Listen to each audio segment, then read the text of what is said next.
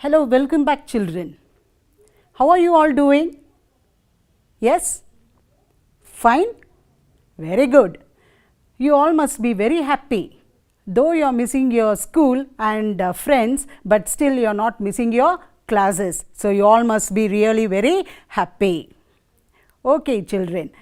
Hope this new way of learning is very beneficial to you. Okay children, now coming to today's class, I am going to handle the 9th standard second language English unit 1 session 2. Do you remember children, in the last class what did you learn? Yes? Try to recall what are the things that you learnt in the last class? Yes, you learnt about prefixes. When you come to grammar, you learnt about prefixes, and based on the prefix what you learnt in the last class, I had given you an home assignment. Do you remember children? Yes. Have you done the assignment? Have you written down it in a notebook? Have you found out the answer? Is it correct? Have you done children? Good. Let us check up with the answer what you have written. Let us see whether you have written it correctly or no. The assignment was on fill in the blanks with the correct prefix word given in italics. Yes or no children? Yes. The first fill in the blank is when our teacher asked I spell correctly but my friend dash it. So, the answer for that is when our teacher asked I spell correctly but my friend misspelled it. Did you get the answer children? Check it up. Have you written it correctly? Yes, the word is spelled and the prefix for the word spelled is misspelled. Is it clear children? Now, let us go to the second one. We must maintain justice. It is wrong to do dash to others. The answer for that is we must maintain justice. It is wrong to do injustice to others. So, the word is justice and the prefix for the word justice is injustice. Did you get it correct children? Now, let us go to the third one. It is my fortune I am safe, but it is dash for my friend who was injured in the accident. So, let us see what is the answer for this. It is my fortune I am safe, but it was a misfortune for my friend who was injured in the accident. So, did you get the answer correct children? Fortune, it is misfortune. Yes. The fourth one, wooden chairs are expensive, but plastic chairs are dash. The answer, wooden chairs are expensive, but plastic chairs are inexpensive. Did you get it children? Expensive, inexpensive. Yes, the fifth one, Girish is an efficient worker, but his friend is dash worker. Yes, let us check the answer. Girish is an efficient worker, but his friend is an inefficient worker. Efficient, inefficient. And one more thing, did you notice here children? And it is given an inefficient worker. Why it is an inefficient worker? Yes children, can you make it out? Yes, inefficient. This word, when you pronounce it in the beginning, the sound which you hear is a vowel sound. So, because of that, it is an inefficient worker. Did you get it children? Yes. The sixth one is Ramesh Rao is an honest officer, but his assistant is dash. The answer for the sixth one is Ramesh Rao is an honest officer, but his assistant is dishonest. Honest, the prefix for that word is dishonest. Okay children, now you came to know about the prefix, the home assignment. Did you check it up? Have you all written it correctly? Yes? Very good. Let us recapitulate what happened in the last class, let us know about it. In the last class, we came to know that one day when the Pandavas were in pursuit of a deer, they became very weary and thirsty. Yudhishthira, the eldest of the Pandavas, asked Nakula to see if there was water nearby. Nakula climbed up a tree and said that there was water close by. Yudhishthira asked Nakula to get some water. Nakula, reaching the pool, wanted to quench his thirst.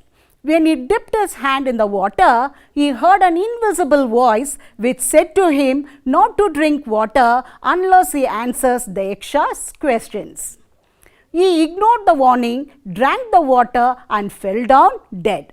He was followed by his other brothers, namely Sahadeva, Arjuna and Bhima. They also met the same fate as they did not listen to the voice. Yes, children, up till here it is clear for you. Yes, now coming to today's class. Before we go to the class, children, I want you to have a book and a pen with you, and as I do the reading, note down the important words you come across in the lesson. Underline it, write it down in a book. Okay, and not only the hard words, but apart from that, you will also have certain activities and tasks for you, and you should note it down in your book and find the answers for these activities, because once you go back to the class, your teachers will be checking it and they will be assessing it. So whatever activities or tasks that is given to you, you must write it down in the book, and don't forget to mention the dates. Is it clear, children? Are you ready? Shall we proceed? Okay, here we go with the Prose the Enchanted Pool session 2. Puzzled and worried that his brothers had not returned, Yudhishthira himself proceeded in the direction his brothers had taken. When he came near a pool, seeing his brothers lying on the ground, appearing dead, he was shocked. But as he was thirsty, he wanted to quench his thirst first. At once, he heard a voice which warned him, "Your brothers died because they did not heed my words. Do not follow them. Answer my questions first and then quench your thirst. This pool is mine." Yudhishthira knew that these were the words of a Yaksha. He said to the bodiless voice, "Please ask your questions." The voice asked questions one after another. What makes sun shine every day? Yudhishthira replied, "The power of God." What rescues man in danger? Yudhishthira answered, "Courage." What is more nobly sustaining than the earth? Yudhishthira said, "The mother who brings up the children." What is faster than wind? Mind, Yudhishthira replied. What befriends a traveller? Learning. Who is the friend of one who stays at home? The wife. Who accompanies a man in death? Dharma, that alone accompanies the soul in its solitary journey after death. Which is the biggest vessel? The earth, which contains all within itself, is the greatest vessel. What is happiness? Happiness is the result of good conduct. What is that abandoning which man becomes loved by all? Pride, for abandoning that man will be loved by all.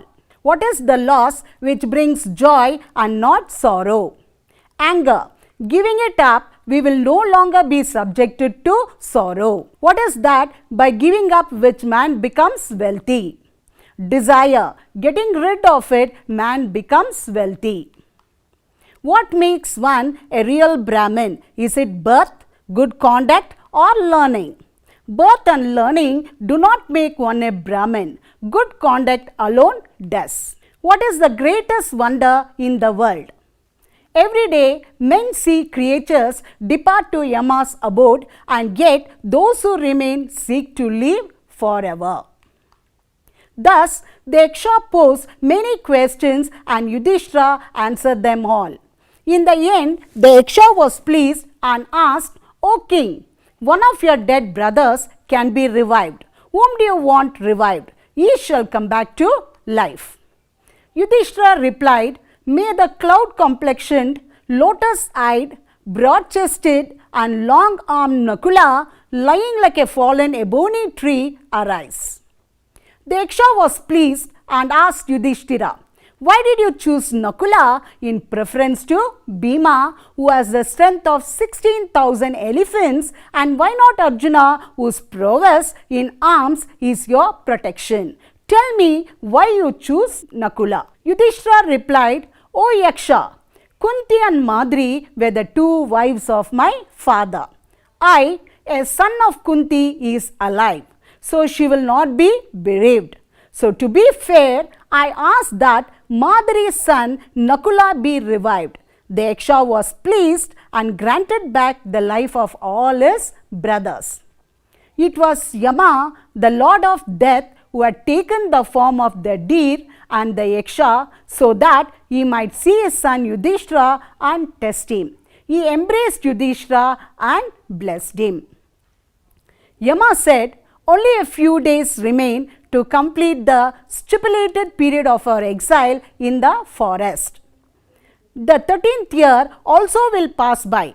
None of your enemies will be able to discover you. You will succeed." Saying this, he disappeared. Is it clear, children, up till here?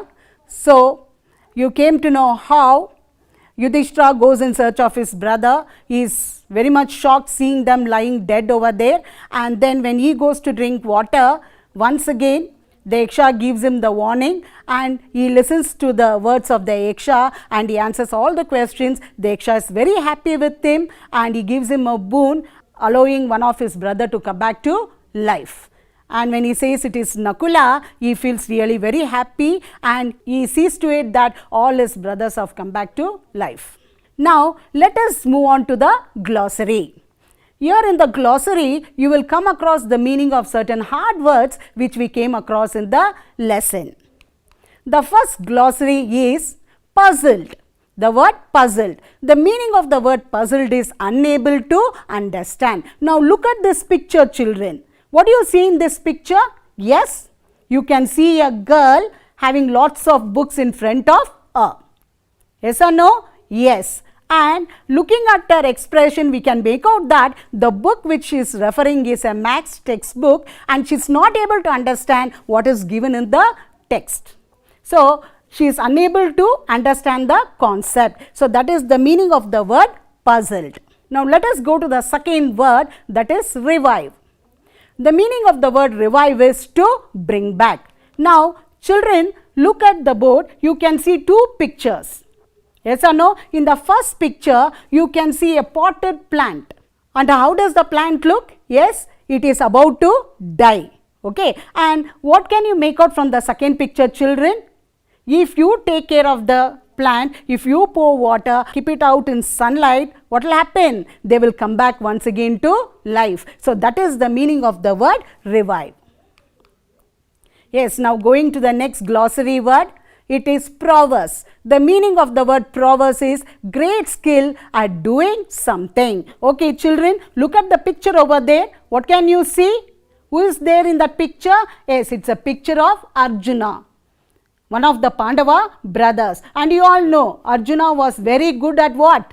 Yes, children, try to remember. He was very good at archery. So, great skill at doing something. That is the meaning of the word prowess. Now, let's move on to the next glossary word. Bereaved. A person is bereaved if a relative or a close friend has just passed away. Now, the next glossary word is exile. The meaning of the word exile is a period of forced absence from one's country or home. You can come to know that Rama, Lakshmana and Sita, for a period of time, they were being exiled from the kingdom. They were supposed to go and live in the forest. Now, let us move on to the next, that is, let me check up whether you have understood the lesson so far. Okay, and for that I am going to ask you some questions and let me see whether you will get the correct answers for these questions. Shall we go, children? Yes. The first question is, why do you think the Yaksha gave Yudhishthira a boon? Yes, children, note down this question, write it down in your book. The answer for this question is, as Yaksha was pleased with the answers given by Yudhishthira, he granted him a boon. The second question is, why did Yudhishthira choose Nakula in preference to Bhima? The answer is, Yudhishthira chose Nakula in preference to Bhima because Kunti and Madari were the two wives of his father. He, the son of Kunti, was alive. So, to be fair, he wanted Nakula, the son of Madari, to be alive so that Madari would not bereave. Did you get the answer, children? What you have written, did you check it up with it? Is it correct? Okay, let's move on to the third question. The third question is, why did Yama take the form of a Yaksha? The answer is, Yama took the form of a Yaksha to see his son Yudhishthira and to test him. Yes. Have you written correctly, children? Yes. Excellent. Very good. Yes. Now coming to the next part, that is grammar. Today, let us know what are adjectives. In this lesson, you come across certain words which come under the group adjectives of quality. Is it clear, children? So now let us know what is an adjective. So what is an adjective, children? You must have already learnt it in your previous class. Yes or no? Try to remember. Yes, did you get it? Yes, very good. An adjective is a word that describes a noun or a pronoun. Did you get it, children? Write it down in your notebook. For example, look at this sentence, children. Read the sentence. Shobha is a girl. What is the sentence? Shobha is a girl. Now look at this picture, children. What can you make out from that picture? Yes, you can make out that whether Shobha is a girl or not. Yes or no, children? Yes, but regarding other information, what type of a girl is Shobha? About that we do not get any information from this picture. Is it clear, children? Okay, so now let's go on to another sentence. Read this sentence, children. Shobha is a beautiful girl. Yes, so when you go through this sentence, what do you come to know about Shobha? Yes, we come to know that Shobha is a beautiful girl. This word beautiful is an adjective of quality. Did you get it, children? To know more about adjectives, there are many types of adjectives. Various forms of adjectives are there. Today, let us know about the 6 main types of adjectives. Namely, adjective of quality, adjective of quantity, and adjective of number, interrogative adjective, demonstrative adjective, and possessive adjective. So, how many adjectives are there, children? Many adjectives are there. Among them, these are the 6 main adjectives. Note it down in the book, children. Have you written it down? Okay. Now, let's move on to the next, that is adjective of quality. What is adjective of quality? These are the words that describe the quality of a noun or a pronoun. Did you get it, children? What are adjective of quality? These are the words that describe the quality of a noun or a pronoun. So, any word which describes the quality of a noun or a pronoun, that we call it as adjective of quality. For example, look at this sentence, children. I have a soft teddy. Now, you have got a picture of a teddy. Can you see it, children? Yes, I have a soft teddy. So, in this sentence, I have a soft teddy. Which is the adjective of quality, children? Can you make it out? It describes the quality. So, which is the word over there? Yes, it is soft. Soft is an adjective of quality. What function does this adjective of quality does means they generally answer the question what kind in any sentence. So, what does adjective of quality usually do? They generally answer the question what kind in any sentence. Okay, children, now you have got a task to do. Look at the picture over here. What do you see? Yes, you can see the picture of a teddy over here. How does it look? It looks very cute. Okay, so now so far you came to know about the adjectives of quality or quality words or describing words. Okay, in the first sentence you went through the sentence, I have a soft teddy. The word soft over there, it's adjective, adjective of quality. So, in the similar way, looking at this picture, children, I want you to find out some more quality words which describe the quality of this teddy. It is a cute teddy. Some of you might say it is a blue teddy, and others, some of you may say it's an awesome teddy. Yes or no? So, like that, these words cute, blue, awesome, they are all adjectives of quality. Is it clear, children? Now is it clear what is adjective of quality? Yes. Now after knowing this, now you have come to know what is the adjective of quality. Now let's move on to the next. Now you have got a task to do. Look at the picture, children, and can you make out whose picture it is? It's a picture of one of the Pandava brothers, that is Nakula.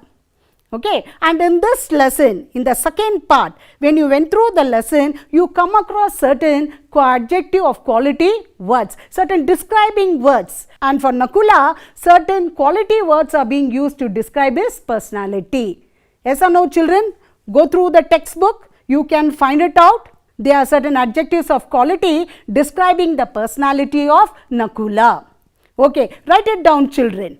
Let me check it up whether you have done it correctly. Did you finish it, children? Okay. Now let us check up. Yes, in the lesson very clearly the describing quality of Nakula is broad chested, long armed, cloud complexioned, and also lotus eyed.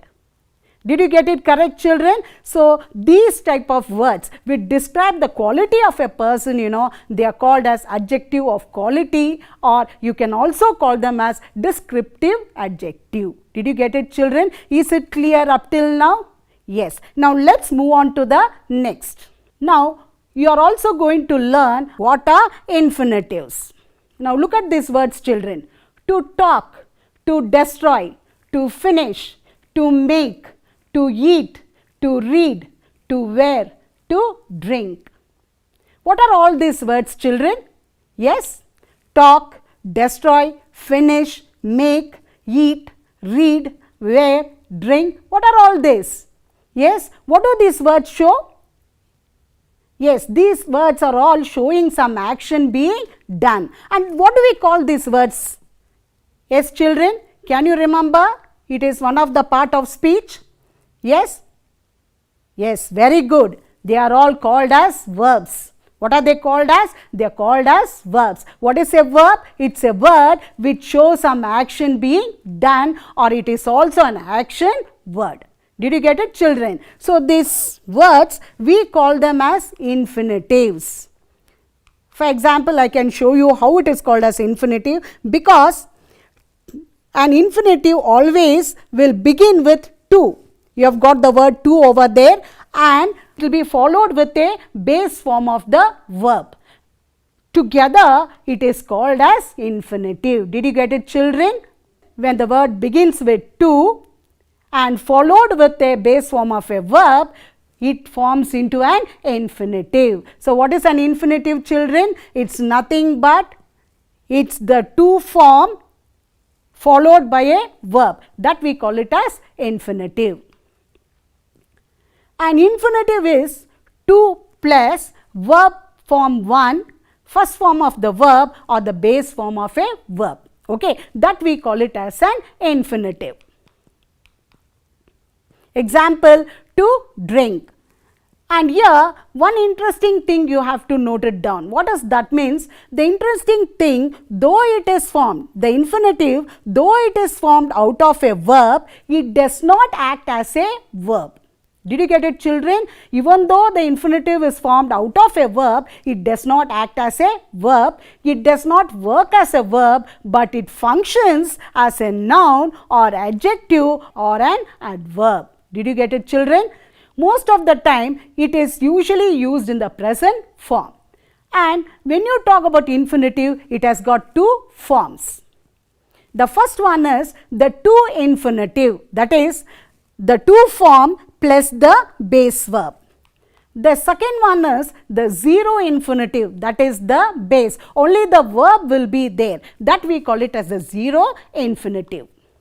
You must remember, infinitive is not a verb. So you cannot add s, es, ed or ing to the end, because base verb will be there and infinitive also.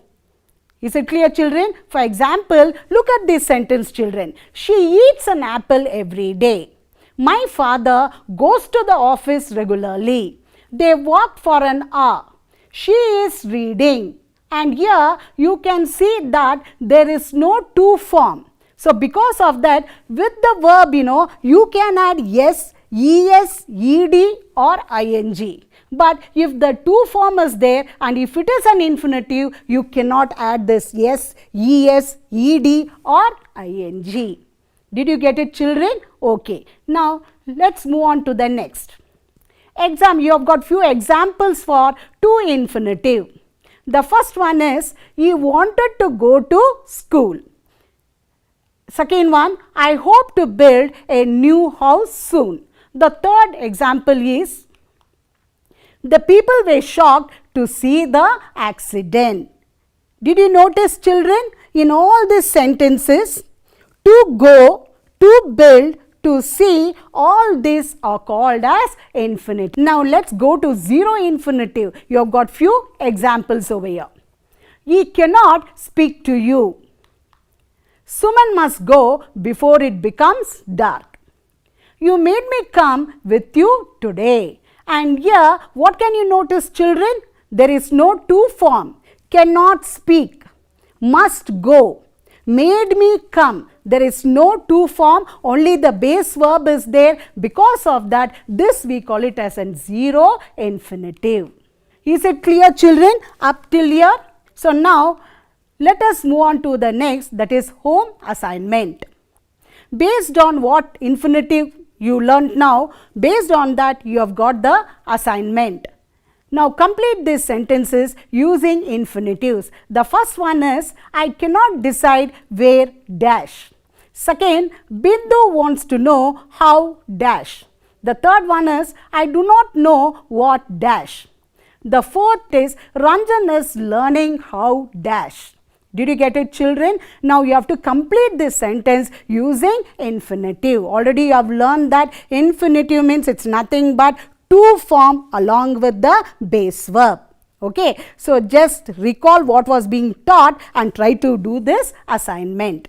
Now you have got another assignment, that is, make sentences using the glossary words. As I finished doing the lesson, I explained certain glossary words. You came to know the meaning of the glossary words. Now, I want you people to make sentences of your own using the glossary words puzzled, revived, prowess, bereaved and exile. Just look at this QR code which is given at the top corner. What do you have to do with this QR code, children? You have to scan it. Why should you scan it? Because when you scan the QR code related to this first lesson, if there are any activities or any task or something like that, maybe it is based on language exercises or vocabulary or more comprehension questions, for all that you have to scan the QR code. Is it clear, children? Will you do it? Yes. I hope this class was really very helpful to you. So, until I meet you in the next class, it's bye from me. Bye, children. Thank you.